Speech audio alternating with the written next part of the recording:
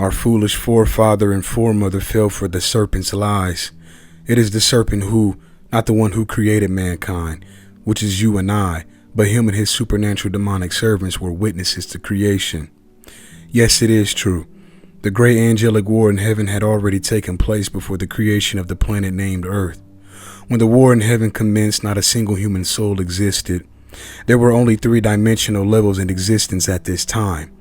The first dimensional plane was and still is the kingdom of heaven, which is located in the third dimension and is the highest dimension in all of existence.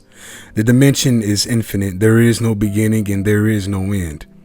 The secondary dimensional level that existed before time was a concept, was a dark, empty void. There was no earth, no solar system, no animals, no extraterrestrial conspiracies or beings, no oceans, and no other universe or world that contained human life. The third and final dimensional plane that existed at this time was and still is hell. Hell was created as a punishment and prison for Satan and his fallen angelic brethren, now turned demonic servants. Satan was able to assume power over all other fallen angels due to his superiority, power, and perfection, as well as his mesmerizing beauty, strength, and his ability to be the most powerful and resourceful tactician and strategist out of all fallen angels. Hell is not viewed as a prison in the eyes of Satan, as well as all of his other demonic servants. Hell is viewed, treated as, and governed as a kingdom. Hell is not recognized as a kingdom by men and women of God who serve the ruler of heaven, as well as the heathen and others of mankind who possess a doggish mouth and speak harshly against the adversary of heaven and earth as being one who doesn't exist. Have you all not gotten the message already? This channel exists to prove the existence of Satan. I take spiritual work more seriously than many of you who serve whatever supernatural being you claim to serve, as well as many of you people's performance on the job you work at.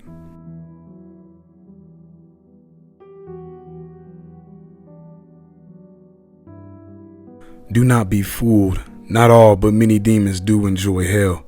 You've been told lies by many servants of the opponent who produce and create YouTube video shorts that show you questionable testimonies of demons admitting they hate hell. The key word in what I just said moments ago is many, not all. Yes, some demons anticipate being given a new assignment on Earth so that they may leave hell for a time and venture throughout Earth. But it isn't all sunshine and rainbows for those on Earth either. They still have to engage in spiritual warfare with the angels of heaven who answer to Jesus Christ and God the Father. President Buer, who can also be called Professor Buer due to his style of speech and logic, enjoys hell very much. I should add that you shouldn't address him as Professor Buer. That's just what he sounds like when speaking with him. A very pleasant voice, never hasty in his speech, and very big on logic. Earth is the playground demons enjoy the most. A selfish child does not like to share what he considers his. Earth is considered their property by hell, distinctive, awaiting to be united. Expansion. President Buer says that he makes no mistakes. Human logic and the logic of beings of other realms vary. Psychology thought by mankind is unable to be applied to beings that are excluded from being one of mankind. If you didn't understand any of what that means, then let me break it down for you. 3 types of logic exist: human logic, demonic logic, and angelic logic, which is also called godly wisdom. The logic that Alex Crowley favors is demonic. The type of logic is given to a human by receiving lessons and instructions from demons, but one must receive clearance from Satan first. As a teacher and preacher of the satanic kingdom, I can tell you that nothing escapes Satan's piercing eyes in his kingdom. You all should have already known that by now, listening to what I preach and teach to you all. The type of logic and wisdom that servants of my former master use comes straight from the hands of the Son of God, Jesus Christ.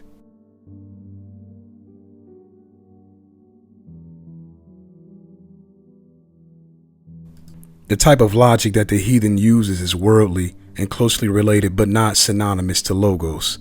Let me explain to you all what I mean by this so you don't leave this episode with a misunderstanding of what I mean by this. Logos is a Greek term that can be translated as reason or logic.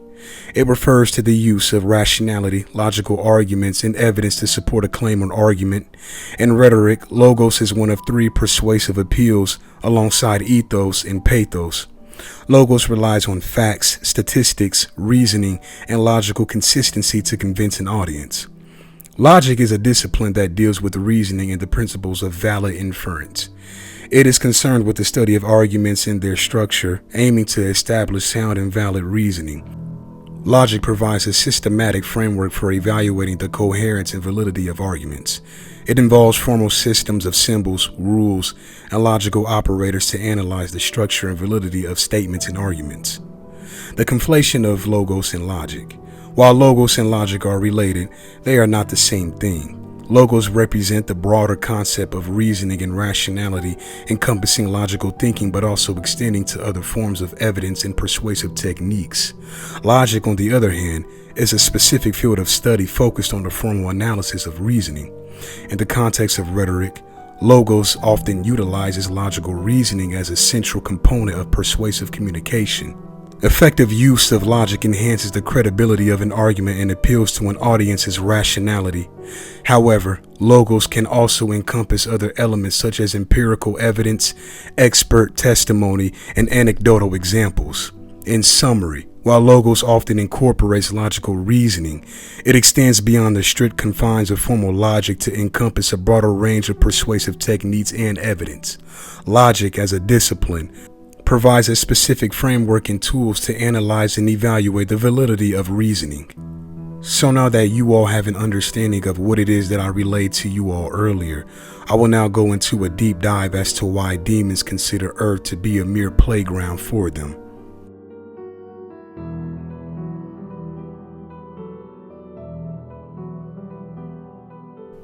There is a nasty rumor that may have started in hell and may have been further perpetuated by mankind, that the demon king Moloch, or Moloch, desired to start a secondary spiritual direct conventional war campaign against the kingdom of heaven. What I mean by this is that King Moloch, or Moloch, who was the devourer of children, did not desire to wait for centuries for the hottest days to arise on earth, so that the gates of hell may be open, and that Satan may finally be able to rise and take control of the earth through human possession and enslave all of mankind here on earth. There will be others who will receive blessings from Satan, who will be working through the Antichrist, but that will be discussed in another video at a later time. A lot of demons, even those who are of highest rank, have grown tired of this multi-centurion war. Demons King Bael, Duke Boone, and President Buer have all expressed this to me. Demon King Payment has not ever expressed dissatisfaction about the war between heaven and hell. I must add that King Payment is one of the evilest and most powerful demons in hell, as well as being the most loyal servant and demonic king to Satan, so you should see why he has such an optimistic attitude. He told a servant that the war gives him energy and that he is a warrior. Demon King Moloch wanted all of hell to plan and strategize against the army of heaven, engaging in battle for the second time in the astral realm, also known as the spiritual world or the metaphysical realm. It has been said by questionable reports on the World Wide Web that King Moloch was rebuked harshly by Satan as well as other demons because they didn't win the war directly the first time. So how in the name of hell were they going to win this same type of war on their second attempt? This alleged conversation happened eons ago. This alleged conversation happened sometime after Satan and his followers lost the great angelic war and before the creation of both planet Earth and mankind. Unfortunately, I do not have a specific and accurate timetable as to how long Satan and the demonic were setting up shop in hell, as well as the loyal angels reorganizing their post in heaven before God decided to create Earth. This speculative waiting period could have been anywhere between one day and many centuries. Remember, how humans measure time now was a system that didn't exist in these early days before we were created. So only the supernatural could give you the truth of this question.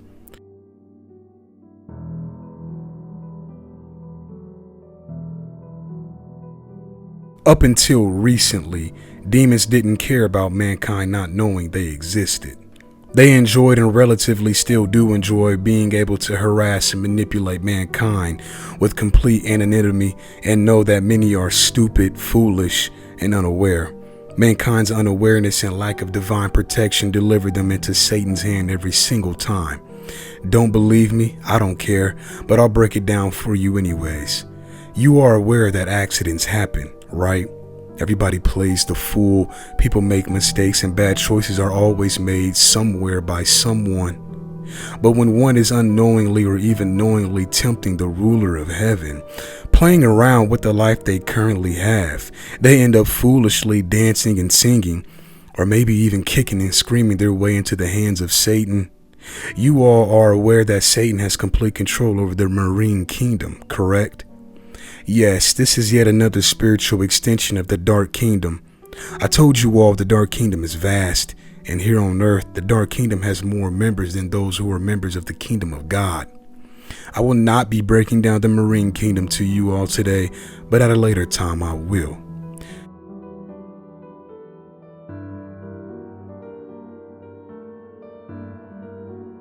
Did you all pay attention to the foolish, yet also sad story of the adventurous men who desired to journey down in the ocean attempting to visit the Titanic and inevitably died in the submarine due to implosion because of the intense water pressure of the Atlantic Ocean? What a disappointing shame that was. I mean, you would have thought with today's modern technology that something like this would have been effortless. Unfortunately, anything can occur in any situation, and I fear all these men let their adventurous spirits cause them to suffer from myopia, which ultimately led them to an early and untimely death. Then on top of that, the disgustingly repulsive foul stench that emits from the nasty breath of the mainstream media caused the masses to believe that the men had a fighting chance to survive by being saved by the U.S. Navy, United States Coast Guard, as well as other organizations who work in the ocean as well. Deceptive media reports spread the false speculative message that these men had up until Thursday, June 22nd, 2023, 8 a.m. Eastern Standard Time to be saved. It then came out by the U.S. Navy on that same day around 7:15 p.m. that evening that underwater microphones designed to spot enemy submarines first detected the Titan tragedy on Sunday, Father's Day, June 18th, which was also the day of my birthday. It is believed that all members died from the implosion in the submarine not even 3 hours into their descent. Many experts and engineers discouraged Ocean Gate from carrying out this journey into the ocean, but all warnings were ignored. Warning comes before destruction, folks. Remember this. It was said that, quote, a number of the top players in the deep submergence engineering community even wrote letters to the company saying that what they were doing was too experimental to carry passengers and that it needed to be certified. That right there was their warning, and yet they pushed forward anyways. Now, how do demonic spirits tie into this? Easy. Stubbornness and myopia were sold into the heart of the captain of the submarine, who was also the CEO of Ocean Gate, who oversaw this expedition. Don't believe me? Take a look at this nonsense. I'd like to be remembered as an innovator. I think it was General MacArthur said, you're remembered for the rules you break. And, I've broken some rules to make this. I think I've broken them with logic and good engineering behind me. The carbon fiber and titanium, there's a rule you don't do that. Well, I did.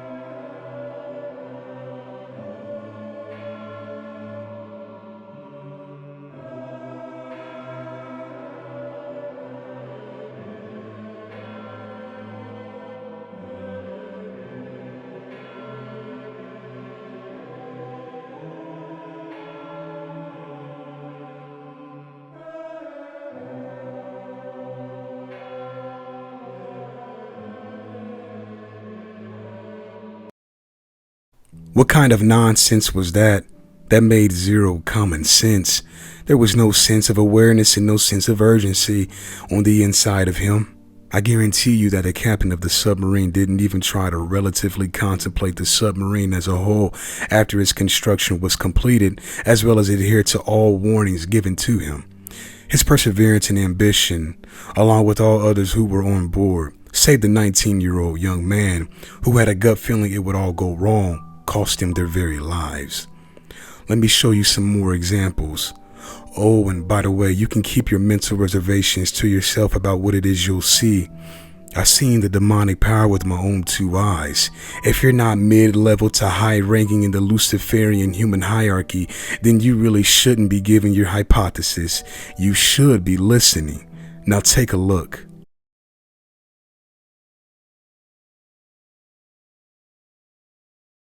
How I believe these magicians became possessed and fell under such demonic control. Most of them became possessed by attempting to contact spirits or by fooling around with the occult. Some of them may have sold their souls to the devil. In return, the devil gave them special power, fame, and fortune in this world. Assistance from the devil and demons is the way these top magicians have acquired these special, quote, magic skills, which makes them different from regular magicians who aren't necessarily receiving spiritual intervention. The spiritual assistance and intervention of demons is the only explanation for how the world's top magicians are able to do what they do.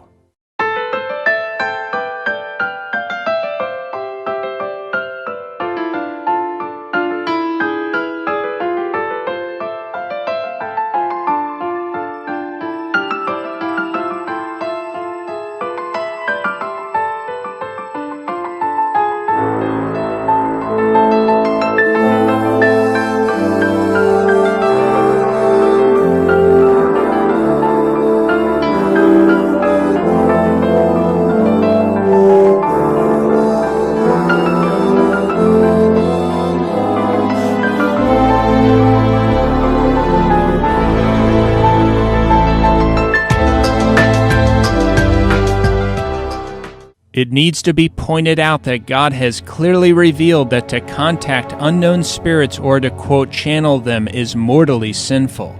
Its activity he condemns. Those who do so open themselves up to demons and invite them to take possession of their souls. No way! In this video, you will see many examples of false signs and wonders performed by many of the top magicians in the world. This will prove that a spiritual world exists. We will now look at statements from other top magicians who admit that their magic comes from spirits. David Copperfield is the most famous magician in history. Copperfield has openly admitted that spirits are solely responsible for some of his magic. Copperfield has also traveled the world collecting items which people say are haunted. He has spent millions collecting these magic items. You see, I've been traveling around the world collecting artifacts, items that people say are haunted. They say if you concentrate hard enough, you can awaken the spirits inside these objects and cause the objects to move without explanation. And I brought one of those objects with me tonight. It's that table over there, folks. Pick up the table and bring it down here. And everybody, get down on one knee. Just keep your fingertips lightly in contact with that table. Keep your eyes right here at the center. Right here at the center of the table. Don't press down. Exactly. We're going to try to concentrate and awaken the spirits inside this table and cause it to rise up into our fingertips. But it's important you follow my instructions exactly. I want you to concentrate right here and very slowly. Stand up in slow motion. Feel it rise. Feel that table rise. Slower, slower. Feel it rise, and it will rise.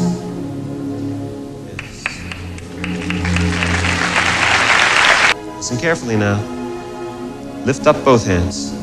Put them back, catch it, bring it up, bring it up, bring it up, bring it up. Now this table will do whatever we tell it to do. Table, come this way. Come on, table, move this way. Come on, if you feel it move, move with it.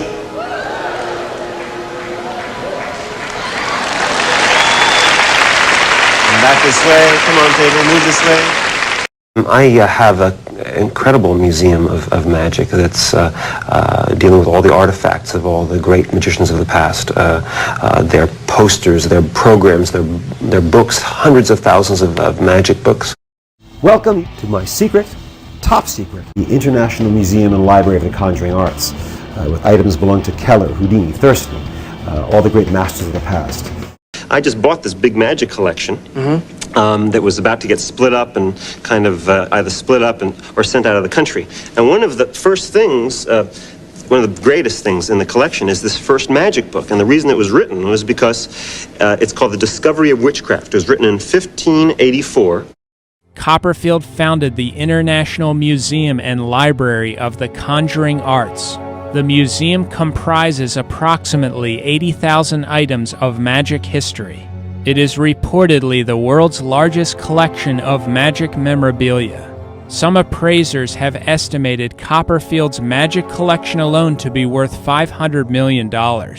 One of the items in the collection treasured by Copperfield is the remaining portion of a house of prostitution.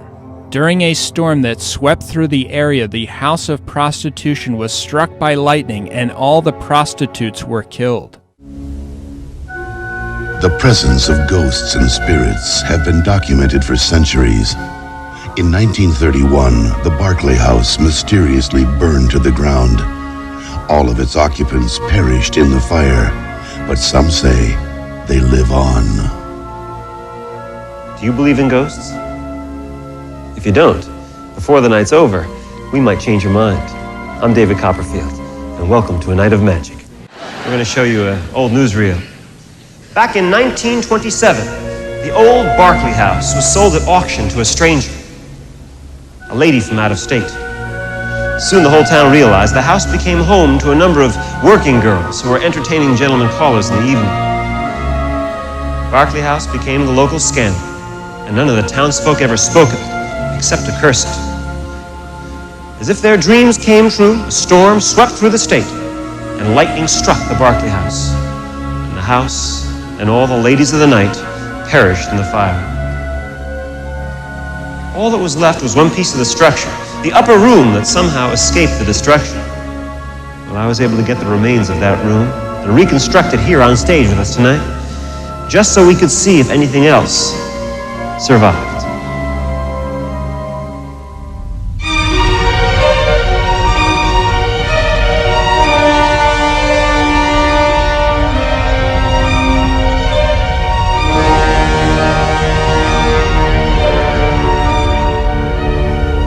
We took the actual wood from the Barclay House and built a room that could be opened and closed for examination. And that's just what we're about to do.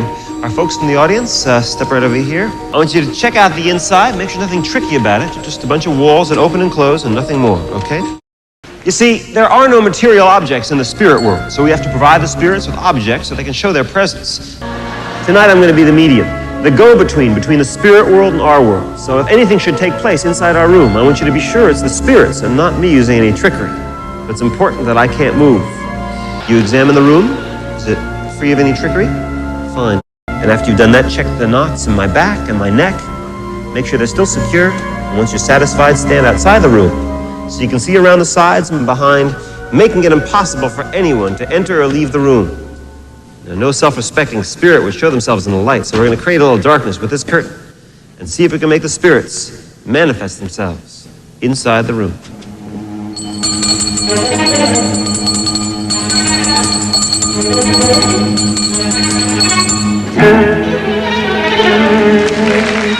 Copperfield also calls out to the spirits to take a coat, and the coat is taken instantly from its location and placed on Copperfield's body, even though he can't move his arms and is tied to a chair. I need you to stand over there, and both of you to step over there. Make sure nothing enters or leaves that room. Our next experiment is very strange. We found that if you close the doors to the empty room and listen carefully, you can hear sounds from inside. Very strange sounds. It's as if the ladies of the house aren't aware that they're dead. Their spirits have been trapped inside all these years, and now they're crying to be free. Let me show you what I mean. Shall we?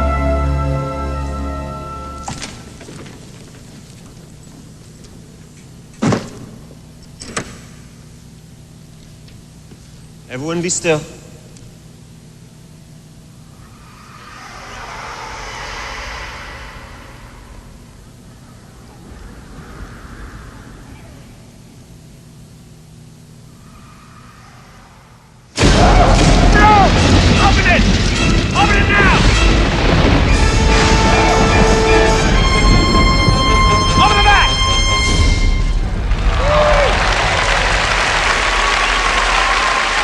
These curtains were taken from the house before the fire. They're an item the spirits are familiar with, and we're going to use them to enclose ourselves inside the room. Hold up your hands, we're going to hand you the curtains. Very good. We're going to lift the curtains and try to arouse the spirits. Lift the curtains.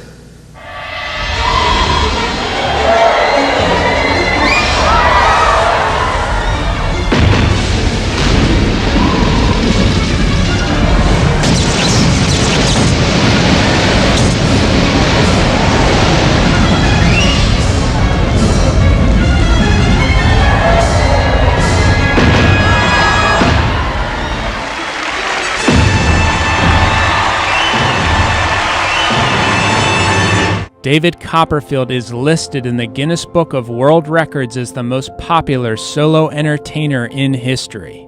He has sold more tickets than any other solo entertainer in history.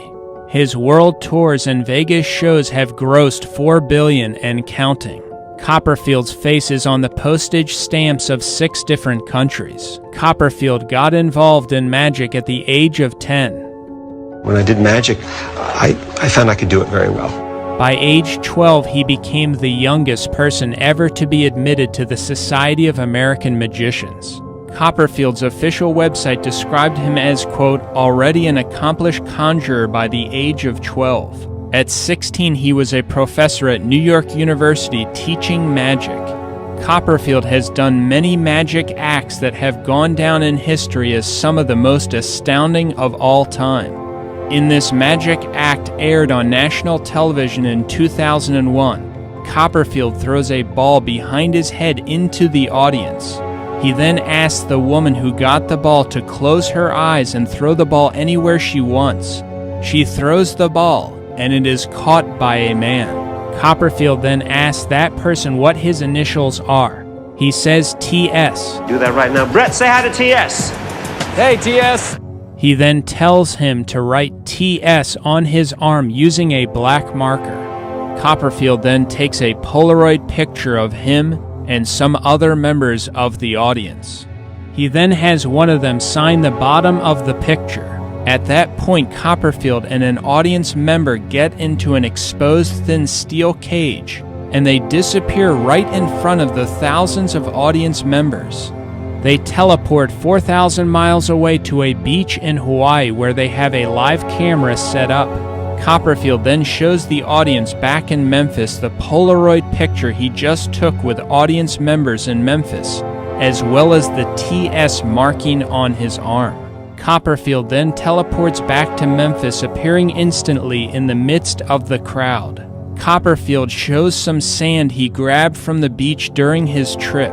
In the same event in Memphis, Copperfield made a coin fall in slow motion in a person's hand. He also caused a picture to move on paper. Copperfield also levitated audience members during this same show.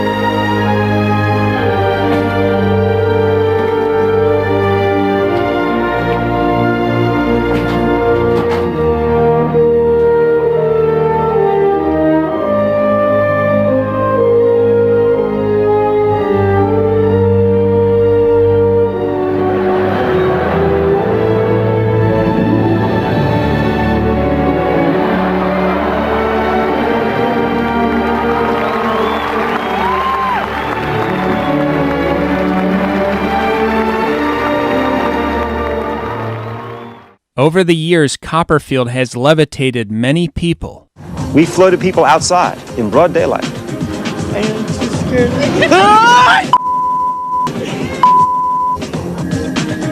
This is nothing. Want to go again? He has even flown through the air while proving that he doesn't have any cables or wires attached.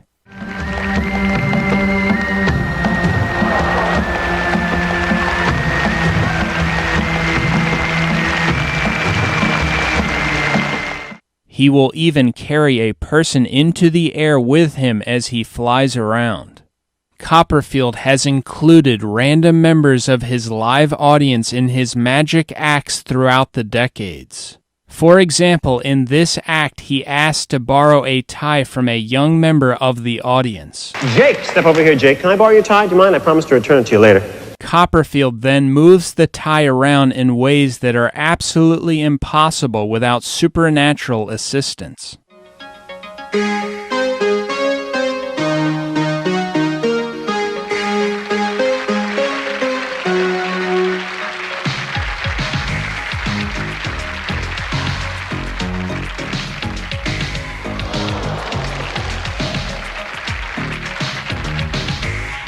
The tie then appears to move on its own.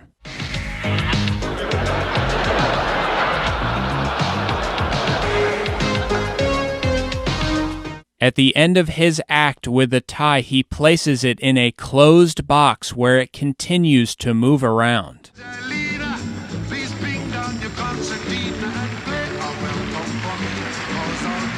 Copperfield has worked a number of quote miracles over the decades. Copperfield also walked through the Great Wall of China. During this event, the camera never cut away at any time.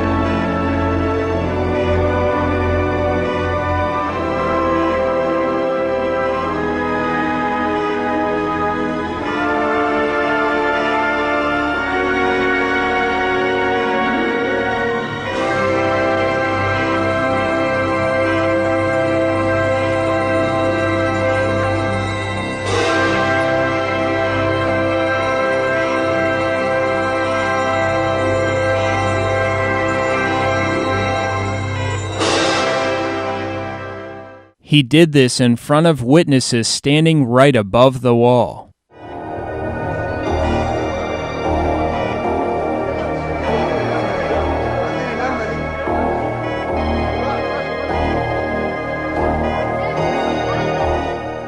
Before Copperfield decides to come out completely on the other side of the wall, he only puts his hands through the wall. He then puts his hands back into the wall.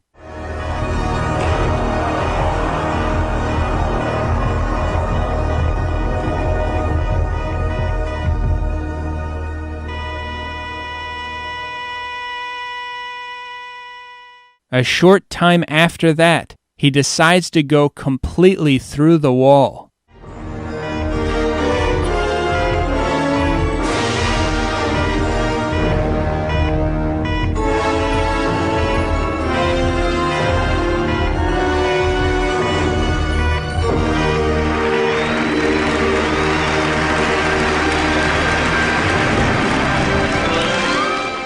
He is then congratulated by the witnesses who saw what he did. Here's an article that ranks the top 10 magicians of all time in their opinion. David Copperfield is listed as the greatest magician of all time. Coming in as the second greatest magician of all time according to this list is Harry Houdini. Houdini died on, quote, Halloween in 1926. This is a picture of Houdini's grave with magician Chris Angel standing on top of it. This is one of Houdini's poster ads. Look at all the demons on the poster. Poster ads have been used by magicians over the last 100 years as a way to get customers and others to come out to see their performances. Ranking at number 4 and 6 on the list are Criss Angel and David Blaine. They will be covered later in this video. Robert Houdin, a famous French magician who died in 1871, is ranked number 7. This is a French book of writings from Houdin titled, quote, How One Becomes a Sorcerer. Notice the demons, especially the large one right behind Houdin. This is another picture in which demons are holding up a picture of Houdin. Number 8 on this list is Harry Blackstone Sr. Blackstone was a famous American magician. He became well known for his performances in the 1930s and 1940s. In Blackstone's poster ads like this one from the 1930s, you can find the clear depiction of demons. On this poster from Magician Blackstone, he has 126 demon faces covering the border of the poster ad. In this poster, Blackstone is depicted dressed as a devil. Blackstone's son, Harry Blackstone Jr., also became a famous American magician. He died in 1997 and, like his dad, became one of the most famous magicians in history. In this magic act, Blackstone Jr. doesn't just cause a light bulb to light up without electricity and float in the air. He actually pushes the light bulb out into the audience directly in front of their eyes. Number 9 on this list is the magician Dante. He was considered the greatest magician in the world when he died in 1955. Take a look at Dante's poster ad in which a demon is holding playing cards. It also shows a demon whispering in his ear. This is a clip of one of Dante's performances.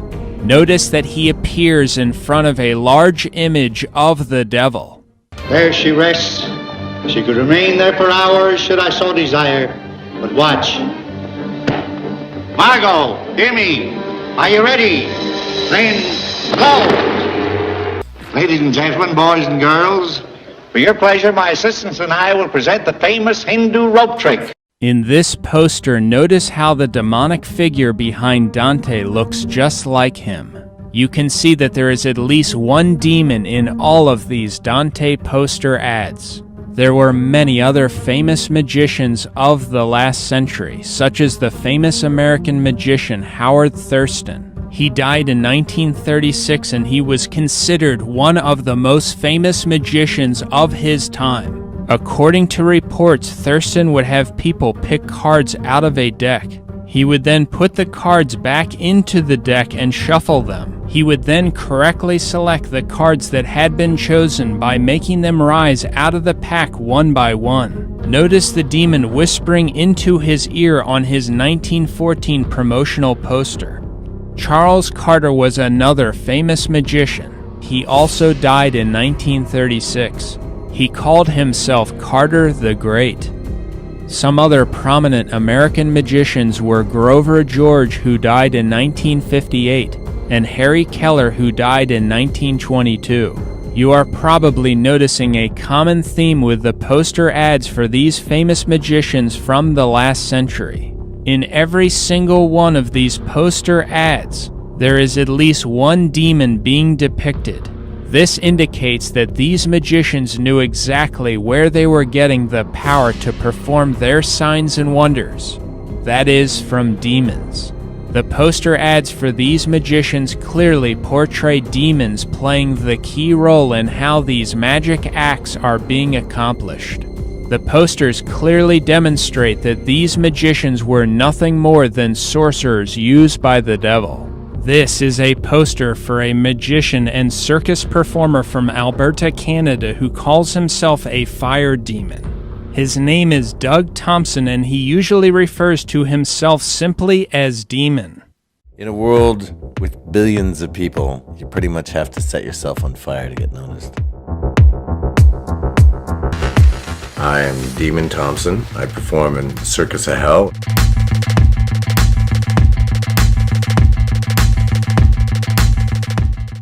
I put out a cutting torch with a flame temperature at 6,300 degrees Fahrenheit on my tongue.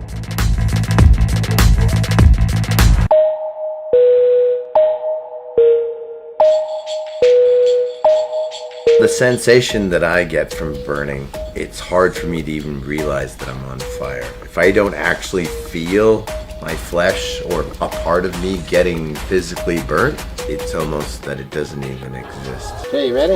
Yep. You founded Circus of Hell. It was more of a natural progression of everything hellish that we were doing. Sometime in my very early childhood, when I first fell in love with fire, I spent a lot of my childhood alone. I was an orphan, and idle hands of the devil's playground, and we got along very well. All throughout my life, I've been, you could say, demonized.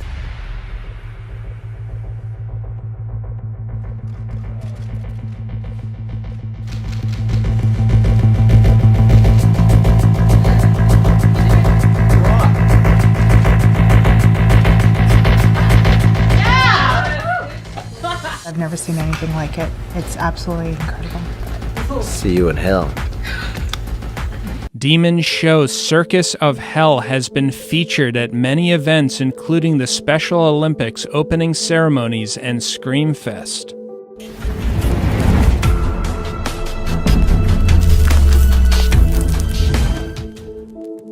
Demon says his wife is a fire witch. Here we see that Demon's wife wears a witch's hat. Demon's wife admits that she is a witch. He's the demon and I'm the witch. It's a match made in hell. Here she is with horns on her head. Demon is also a professional welder. His welding channel is called Hell and Back. Here is how Demon introduces his welding videos. Hello once again, I'm your host, Demon. Welcome to hell. Hi, I'm Demon, and welcome to hell. Hi everybody, I'm Demon, and welcome to hell. Hi, I'm Demon, and welcome to hell. Hi everybody, I'm your host, Demon, and welcome to hell.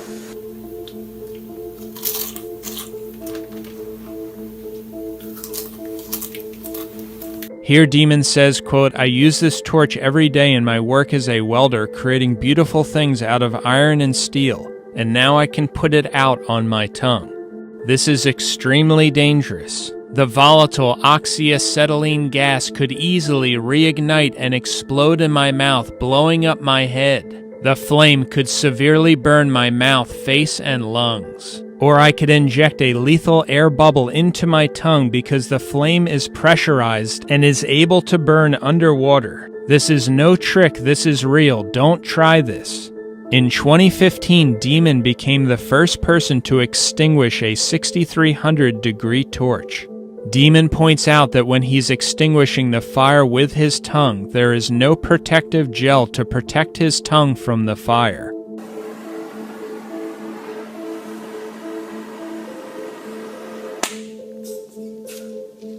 In this video, Demon is set on fire and says, quote, see you in hell.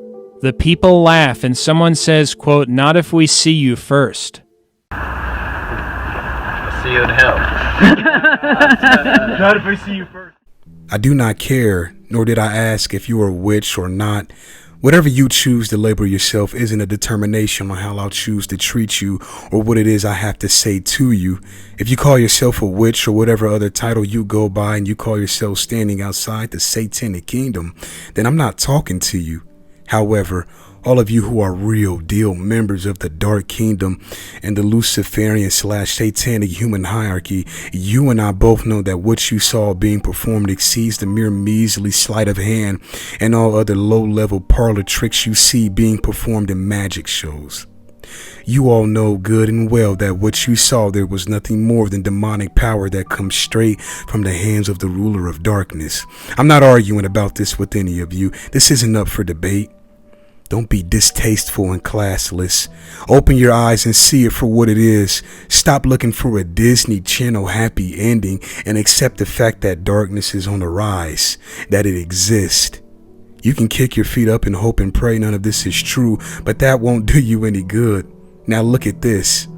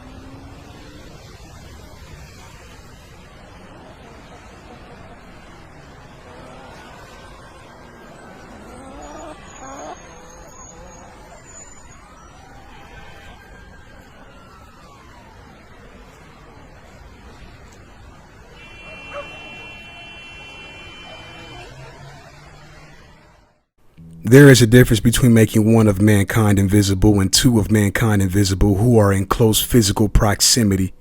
Even if invisibility has only been granted to one, two of mankind can become invisible because invisibility has been granted to one of those two individuals. Invisibility are only granted to those of highest rank in the Luciferian satanic human hierarchy. Invisibility will not be granted to those who just entered the Dark Kingdom for many moons. Many moons and much work must be done before King Bael will ever grant you the power of invisibility. You still think this is a game, do you? Listen, I don't desire to stand behind any of you and push you into the fire. There are plenty of people in the Dark Kingdom that are like that. My assignment is to teach, to preach, and to spread the message. I spread my messages harshly, rudely, and without any concern or regard for anyone's feelings being hurt. I am not here to make any of you feel better about who you are and what you do. You don't know me and I don't know you. The whole point of my preaching these sermons and making these videos is to reveal who wishes to be revealed. His name is Satan.